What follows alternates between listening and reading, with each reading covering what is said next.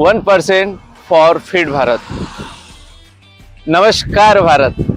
भारताचे एकच स्वप्न fit India, fit India, fit India. आणि या फिट इंडिया मुवमेंटसाठी, फिट इंडिया कार्यक्रमासाठी मोठमोठे कार्यक्रम होत असतात.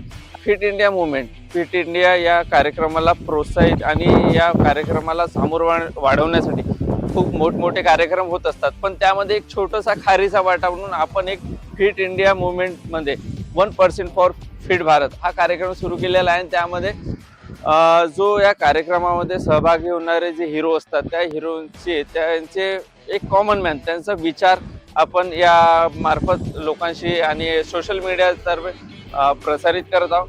आणि कसा काय वेळ काढून स्वतःसाठी वेळ काढून फिट राहतो आणि हा मेसेज लोकांमध्ये पसरवतो आणि लोकांना प्रोत्साहित राहण्यासाठी, फिट राहण्यासाठी प्रोत्साहित करतो. तर आज आपण आलेला यवतमाळला आणि आपण भेटूया प्रभाकर सरांशी. नमस्कार सर. नमस्कार सर. तुमचं नाव सर? माझं प्रभाकर किसनराव डफा. आणि तुम्ही कुठं राहता? मी यवतमाळ क्रीडा भारती सायकलिंग ग्रुपचा मेंबर आहे. ओके सर, तुम्ही फिटनेस आणि या फिटनेस ॲक्टिव्हिटी केव्हापासून सुरू केली सर? 2021 पासून सुरू केली सायकलिंग अँड फिटनेस. सर तुम्ही 21 पासून लॉकडाऊन पासून ही फिटनेस ॲक्टिव्हिटी सुरू केली. यामागे तुमचा उद्देश काय होता? फिट इंडिया आणि सायकलिंग म्हणजे वजन कमी करणे.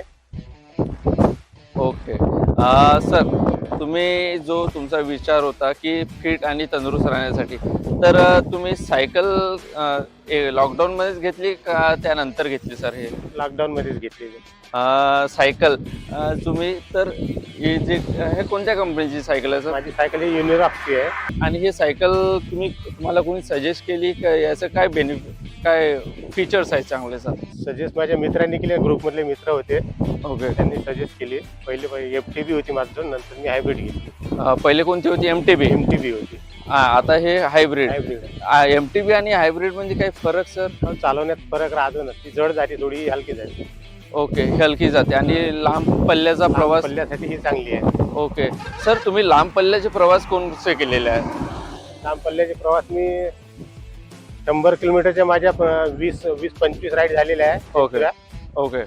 आणि बिबट्या झालेल्या आहे 65-70. ओके. वा. 2 वेळा पंढरपूर वारी झाली. ओके. पंढरपूरला तुम्ही केव्हा गेले होते सर? 2024ला पहिलं वर्ष होतं, 2025ला दुसरं वर्ष होतं, आता 26ला तिसरं वर्ष. पंढरपूरला गेलेले आम्ही प्रभाकर सरांसोबत आमची एक पंढरपूर वारी झालेली आणि त्यांचा अनुभव आम्ही आधी घेतलेला आणि त्यांच्याशी खूप चांगले एक व्यक्तिमत्व आहे. सर, तुम्हाला हे जे फिटनेस ॲक्टिव्हिटी करता यामधून काय मिळालं सर? यावेळी खूप लोकांसोबत संबंध चांगले जुळलेले आहे. चांगल्या लोकांसोबत, नागपूरवाल्यासोबत, ओके, भंडारवाल्यासोबत, गोंदियावाल्यासोबत, आर्मीवाल्यासोबत. आमचे यवतमाळचे पैसे सगळे चांगले डॉक्टर आहेत, इंजिनियर आहेत. त्यांच्यासोबत म्हणजे ओळख नसतानाही आपण आता जेव्हा आपण सायकलमध्ये जुळलो तेव्हा आपण त्यांच्यासोबत चांगले म्हणजे फॅमिली मेंबर सारखे संबंध झालेले आहे. सर, तुम्ही नागपूर पंढरपूर वारी 2दा केलेली आणि तिसऱ्यांदाही तुम्ही आता येथे जॉईन होऊन राहिलेले आहे. सर, या जे टीम आहे नागपूर पंढरपूर वारी अरेंज करणारी, या टीमबद्दल काही सांगाल सर तुम्ही? ही टीम नागपूर पंढरपूर वारी जी आहे टायगर ग्रुपची, ते खूप छान लोक आहेत. तरारे सर झालं, अतुल सर झालं, संदीप वैद्य झालं, देशपांडे सर झालं, अमोल भाऊ झाले. सगळे चांगले लोक आहेत आणि नियोजन पण चांगलं असतं त्यांचं. सर, तुम्ही यांच्याशी कसे जुळले सर? या वारीपासूनच जुळलो, पंढरपूरच्या वारीपासूनच जुळलो. अरे वा. 2023 मध्ये आमच्या ग्रुपचे आप्पा दिलीप राठी आप्पा गेले होते, राम तांबुले सर गेले होते. त्यांनी आम्हाला म्हटलं होतं चला म्हणून. पहिल्या वर्षी आम्ही त्यांना नाही म्हटलं. दुसऱ्या वर्षी मग 24 पासून आम्ही जाणं चालू केलं. सर, तुम्ही नागपूर पंढरपूर आणि हा जो तुमचा सायकलचा प्रवास आहे याच्यामध्ये तुम्हाला तुमच्या शरीराला किंवा तुम्हाला काय असा अनुभव झाला की तुम्ही या प्रवासामध्ये कंटिन्यू झाले? आता त्याच्यात शरीराला अनुभव म्हणजे खूप फिट शरीर होऊन जातो, व्यायाम मस्त होतो आणि वजन कमी होतं म्हणजे सांगायचं म्हणजे. अरे वा. म्हणजे फिट राहण्यासाठी सर तुम्ही सायकलिंग व्यतिरिक्त दुसरा आणखी काय वेळ या फिटनेससाठी देता? जे सायकलिंग व्यतिरिक्त? सायकलिंगच्या व्यतिरिक्त घरी जाऊन फक्त मग अर्धा तास आणखी व्यायाम करतो मी. भरपूरशा लोकांचा एक हे आहे की त्यांच्याकडे वेळ नाही असं ते म्हणतात, पण त्यांनी स्वतःसाठी वेळ काढणं गरजेचं आहे. गरजेचं आहे ना, गरजेचं आहे, काढायलाच पाहिजे. प्रत्येकाने 1 तास रोज द्यायलाच पाहिजे आरोग्यासाठी आपल्या. आजचे जे जेनजी किंवा युवा पिढी आहे सोशल मीडियावर भरपूर राहते. स्वतःसाठी किंवा फिटनेससाठी त्यांनी स्वतःसाठी वेळ कसा काढावा असं? रोज थोडा त्यांनी वेळ काढायलाच पाहिजे. कामं तर प्रत्येकाच्या मागे राहतात, जॉब राहतो, कामं राहते, धंदे राहते, सगळेच राहते, पण सकाळी 1 तास रोज दिलाच पाहिजे आपल्या आरोग्यासाठी. प्रत्येकानं व्यायाम केलाच पाहिजे. स्विमिंग म्हणा, सायकलिंग म्हणा, वॉकिंग म्हणा, रनिंग म्हणा, आणखी योगा म्हणा, करायलाच पाहिजे रोज 1 तास तरी.